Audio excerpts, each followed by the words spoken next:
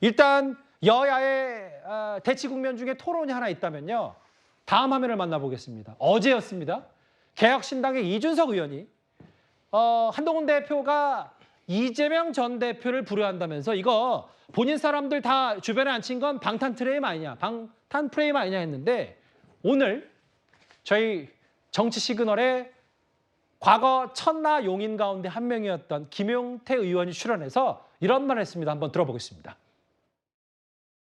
원내 당대표를 제가 한번 경험해 봤었잖아요. 같이 예. 최고위원을 하면서 이준석 전 대표. 같이 아무래도 이제 원내에 계시다 보니까 원내 사정에 대해서 발빠르게 대응하지 못할 때도 있고 예. 원내 의원들의 생각과 좀 괴리될 때도 있고 그러다 보니까 더 많은 스킨십을 해야 된다는 걸 좀 느꼈어요. 그래서 두 분 다 어떻게 보면 진영에서 잠재적인 그 대권 주자로 분류되시는 분들이고 예. 비슷한 점도 있고 차이점도 있는데 시기에 대한 차이점 좀 있는 것 같아요. 한동훈 대표는 바로 다음 대선에 후보군으로 올라갈 만큼 많은 당원분들과 또 국민적인 지지가 있고 예. 이준석 의원께서도 분명히 이제 잠재적인 대권 주자시지만 네. 바로 다음에 있는 대선보다는 이제 향후에 많은 국민들이 그렇게 생각하시지 않을까. 이거는 김근식 교수께 질문 드려야 될 것 같은데 어제 저희가 비슷한 취지로 이런 비슷한 얘기를 김 교수님 말씀을 전했고 이준석 의원이 한동훈 대표와 잠재적 경쟁자로서 부러움이 있겠지만 이거 좀 더 속 시원히 뭐 때문에 이러는지 좀 해석을 부탁드릴게요. 우선 이준석 의원과 한동훈 대표 사이에 이미지가 겹치는 부분이 많아요. 그다음에 우리 보수 진영에서 일단 정치적 기반이 또 겹치는 게 많습니다. 예. 그러니까 이준석 대표 입장에서는 국민의힘이 친정집이잖아요. 친정집에서 사실 쫓겨나다시피 나가서 일단 성공해서 국회의원이 됐습니다만 이준석 대표의 입지는 용산에 할 말을 하는 그리고 수직적 당정 관계가 아니라 수평적 당정 관계의 어떤 상징처럼 돼 있었는데 일단 한동훈 대표가 일단 출범이 하면서 용산에 대해서 할 말을 하면서 용산과 수평적 당정 관계를 건강하게 유지하는 걸로 돼 있단 말입니다.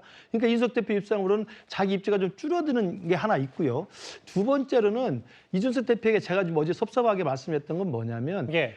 그 라디오 인터뷰에 가서 한동훈 대표에 대해 평가를 해달라고 하면 제가 만약 이준석 대표라면 좀 더 예. 어른스럽게 답변을 했을 것 같다는 거죠. 뭐냐면 예. 한동훈 대표가 어렵게 참 당대표가 됐는데 예. 우리 같은 보수 진영에서 예. 지금부터라도 당정 관계를 잘 해서 예. 또 중도층도 의원을 확장해서 성공하길 바라고 나도 열심히 선의의 경쟁을 해서 중도층에 올 수 있도록 또 우리 보수 진영이 성공할 수 있도록 노력을 하겠습니다라고 했으면 굉장히 정답 아니겠어요? 예. 근데 그 부분에 대해서 이재명 대표가 부러워서 방탄 프레임을 짠 거다. 자기 친정 체제 만들어가지고 쫓겨나지 않으려고 하는 것이다. 이런 식으로 깎아내리고 또 심지어는 그 사회자 질문이 그것도 있더라고요. 그래서 앞으로 연대를 할 가능성이 없느냐 했더니 무슨 연대를 하냐고 장해찬이나 달래라고 이야기하면서 사실 굉장히 날선 비판을 하더라고요. 예. 그래서 제가 뭐 다른 의도로 말씀드린 게 아니고 이준석 대표가 국회의원이 됐으면 좀 더 어른스럽게 좀 더 점잖게 내공 있는 답변했으면 좋겠다는 아쉬움에서 말씀을 드린 겁니다. 뭐 이것 또한 저희가 공정한 뉴스탑10이기 때문에 이준석 의원의 얘기, 김근식 교수도 발언을 제기하면 이준석 의원 캐릭터상 그럴 수도 있기 때문에 제가 있으면 바로 알려드리겠습니다. 근데 조기현 변호사님, 이제 보수층이든 뭐든 이제 이재명 전 대표 따라하기 뭐 이런 거 아니냐는 이준석 의원의 말과는 별개로 결국은 차차기까지 이번에 주목받는 수도권 초선이 얘기했다. 이런 부분들을 상대당으로서 어떻게 평가하시겠어요? 뭐 어쨌든 잠재적 대권 주자로 서로 경쟁하는 관계니까요. 근데 뭐 잠재적 주자로서의 경쟁하는 정도의 메시지가 아니라 이준석 의원의 말이 틀린 말은 아니지 않습니까?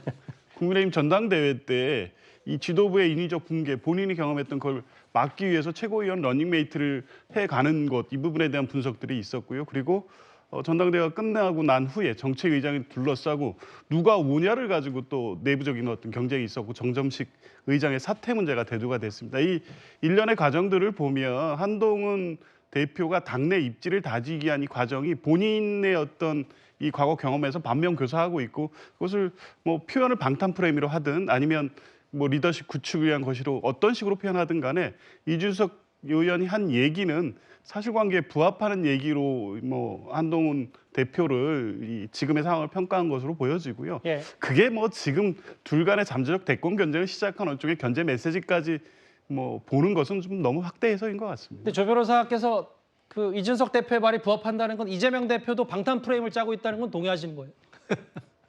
이재명 대표의 방탄 프레임을 동의하는 건 아니죠.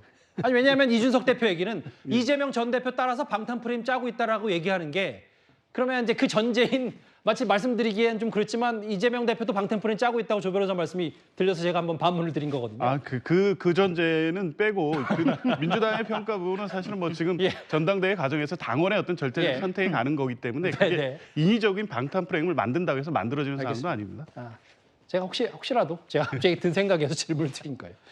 알겠습니다. 그 김용태 의원 얘기까지 일단 이준석 의원 얘기는 계속 끊임없이 나오는 것 같은데 이 얘기 만나봤다면요.